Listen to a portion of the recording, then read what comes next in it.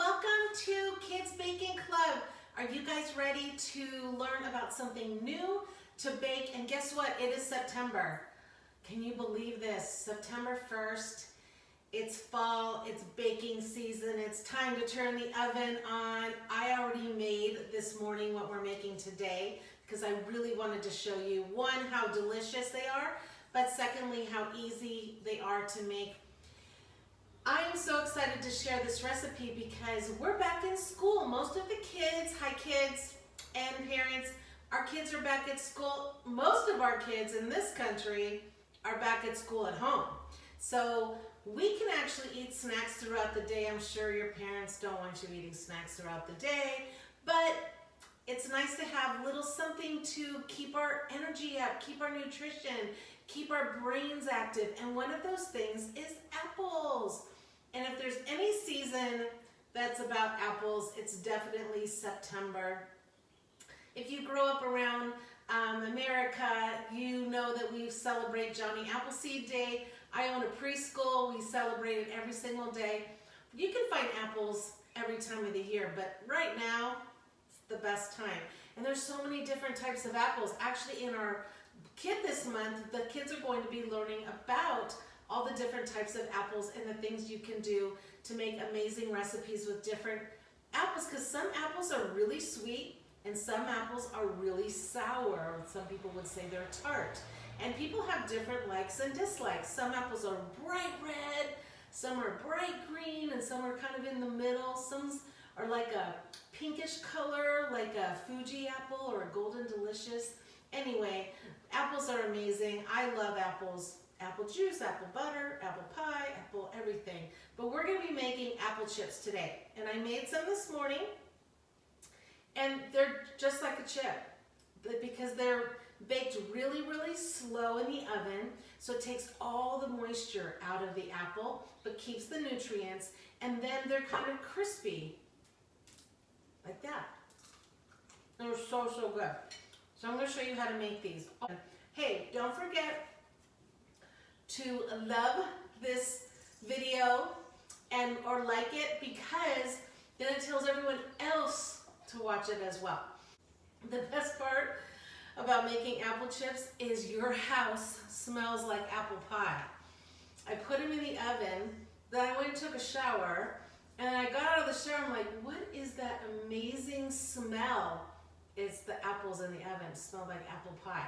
Are you guys ready to get started? This recipe is on the blog. You just go to kidsbakingclub.com and click the blog and you'll see it right here.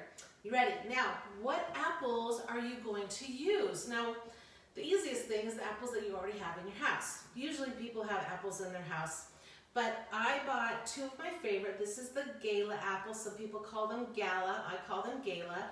And this is a Granny Smith. So this is the tartar apple. So this is a little bit sweeter. This is a little bit tart, but both are amazing. Hey, when I was a little girl, when we had stems on, we would twist it, and every twist, we would say how many kids you're going to have when you get married. So let's see. 1, 2, 3, 4 kids. I had 2 kids. But if you do this, maybe you would get 4 kids. All right, so this is the part where you have to have your parents do this part.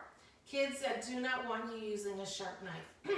And there really is no way to do this with a blunt knife because you really need thin slices for the apples to actually extract all that moisture in the oven so that they get that nice crisp. So using a sharp knife, there's 2 ways to do this. One is you can use an apple core, which is, I'm going to just do right here, and you just pop the core out like that. Or you can do it a little organically. Oh, that's like 7 kids. Okay. And then you have the little bit of the middle, the star in the middle, and then you just pop the seeds out. Either way is fine. So, and then you also need a fork, because when you get towards the end, you don't want to get your fingers in there, so you're going to need a paddle fork. So you want to start at the end, holding this tight. Make sure your hands are dry, because wet hands and wet apples do not work, because then it slips. So you just want to make very, very thin cuts like that. Just super thin. The thinner the better, actually. They curl up really nice. And you're just going to do this like that. Now the oven, you just need a 225 degree oven. That's a really low temperature. So it's a real slow bake. And it's better if it's on a really warm day. You want to do this in the morning or at night. And then these last like a week. You can just put them in a Ziploc bag or a airtight bag and they'll last a long time. Or even a paper bag. So then you just keep slicing them like that, okay? So then what you want to do is you want to take a pan, and it's best to use parchment paper because I've done this without the parchment paper and the apples stick to the pan. And that's not good because you need to turn them over halfway through. So parchment paper is the best thing to use. I've even tried it with a slip thing, but that didn't work either.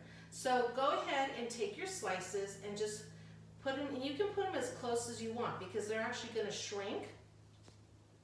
So they don't need to spread out like a cookie or anything else that you would normally put on a baking sheet. So you're just going to go ahead and lay them around. Doesn't that look pretty actually? Now I was going to tell you one more thing.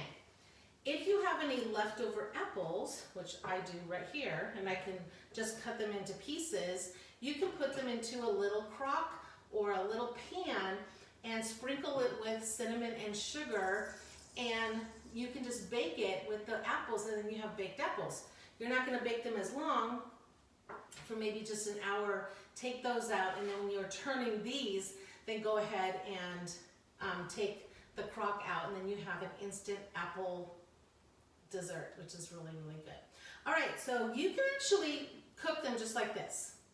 No, you don't have to worry about putting sugar and cinnamon. They will taste delicious. But if you want to add a little bit more sweetness and a little bit more spice, what you can do is to take a little bit of sugar, not very much, and just sprinkle it all around.